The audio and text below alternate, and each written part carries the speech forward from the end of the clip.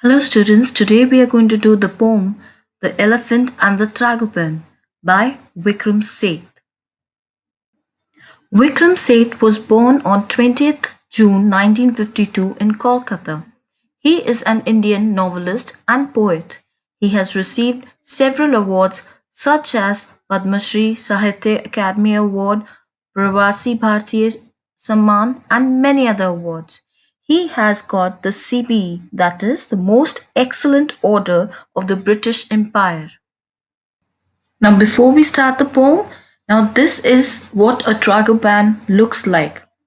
In this excerpt from a longer poem, the elephant representing the animal kingdom is given the attributes of man. That means he is personified, making him think, analyze the situation, and voice his opinions like a person.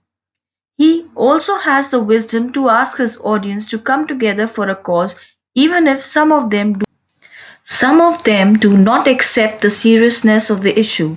He presents his point of view with authority as a member of the tribe that has served man and hence qualified to present his findings to the other creatures as all of them are caught in the same crisis. The animals and the birds are at a general body meeting discussing the effect of the differences of opinion among them. Now, here they talked for hours. At the close, at last, the elephant arose. Now, here they are referred to the animals. They talked for hours, they had the meeting for hours. At the close, at the end, at last, the elephant rose, so he got up and with the modest trumpet call drew the attention of them all. That means that the elephant rose and he, with his trumpet, he called everyone to give him the attention. O beast of Bengal gathered round. Beast here is referred to the animals, and Bengal is the name of the imaginary land where this is happening. So he's addressing the animals, saying that we are gathered round, though in our search for common ground. Now they're in search of a ground where they can live happily all together. I would not dream of unanimity. That means full agreement amongst a number of people. I would not dream of a place where all of us can be in agreement. I hope our views may be reach proximity. Proximity means closeness. So he says maybe we can reach somewhere close to it. We can get a place somewhere we will live happily. I speak to you as one whose clan has served and therefore studied man. So he's saying, I'm one of those people who has, served, whose clan means a close knit group of interrelated families. So his family has served and therefore he has studied, they have studied, in fact, they have studied man. So let us see what his ancestors have observed. He's a creature mild and vicious. So they have observed that he's a creature who's mild and vicious. What do you mean by vicious? Brutal or dangerous. Practical minded and capricious. He's practical minded and capricious. Capricious means difficult to predict or understand. Loving and brutal. He's loving at the same time he's brutal. That means cruel. Sane and Sane and mad. Sane means he's sensible and he's mad also. The good as puzzling as the bad. So he's saying it is, puzzling. That is he good or is he bad? The sticky center of this mess is an uneasy selfishness. So he's saying, what is the reason of all this? The sticky center is, where is that everything lying? That he is very selfish. He rips our flesh and tears our skin. That means he cuts the flesh and he tears the skin of the animals. For cloth without, that means what does he do it for? Because he wants to wear cloth outside. And for food within, he kills them for the food. He kills animals for eating. The leopard spots are his to wear, and he takes the skin of the leopard and he wears that. Our ivory unknots his hair. Now, what are ivory? They are the elephant's tusk. So, those were used to make the combs, children, and they used to use for unknotting their hair, to untangle the hair. Okay, so the ivory was used to make combs, which used to untangle their hair. The Tragopan falls to his gun. That means the Tragopan are killed by the human beings. He shoots the flying fox for fun. Now, flying fox are the large bats. So he shoots them just for having fun. The black bear dances to his whim. Whim means a sudden desire or impulse. So if he feels like, he makes them dance, the black bear. My own tame cousins slave for him. So the elephant's cousin are his slaves. Yet we who give him work and food, that means we are the one who's doing work for him and we are giving him food also, have never earned his gratitude. So he's not thankful for that what we are doing for him. He grabs our sustenance as of right. That means as if he had the right to do it. He just take it from us to quench and spur his appetite.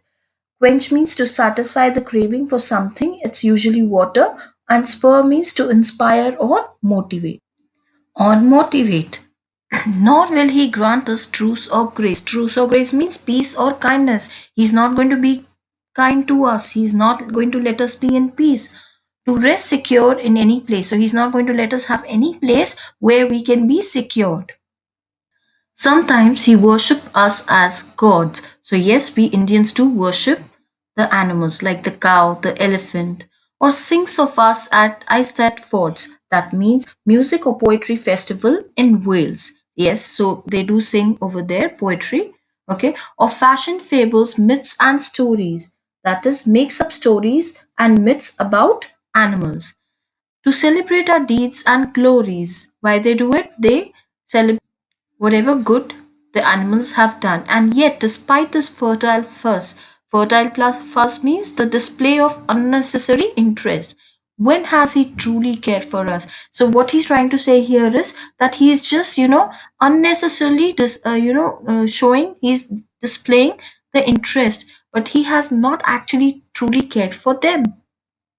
He sees the planet as fifth. Fifth means lawfully owned property. So he takes it that it is his own, where every hair or drop of or leaf or seed or blade or grain of sand is destined for his mouth or hand. So he feels everything that is there, that is present on the earth, only belongs to him.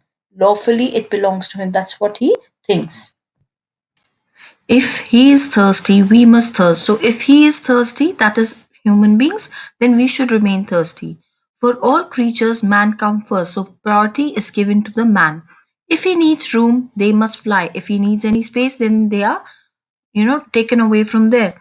And if he hungers, we must die. And if he is hungry, man is hungry, then they will die. The animals have to die because man feeds on them.